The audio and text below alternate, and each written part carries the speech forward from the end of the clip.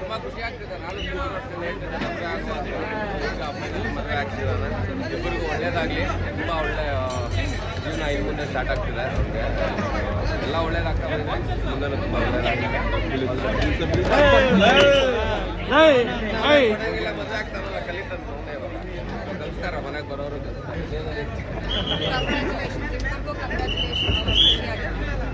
ಅವರೇ ಕಲ್ತ್ಬೋದಲ್ಲ.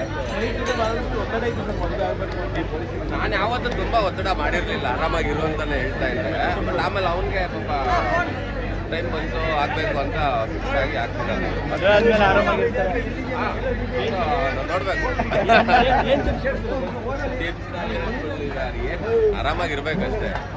ಏನೇ ಇದ್ರೂ ಖುಷಿಯಾಗಿರಿ, ಹಂಚ್ಕೊಳ್ಳಿ ನಿಮ್ಮಿಬ್ಬರ ಮಧ್ಯ ಆರಾಮಾಗಿರಿ.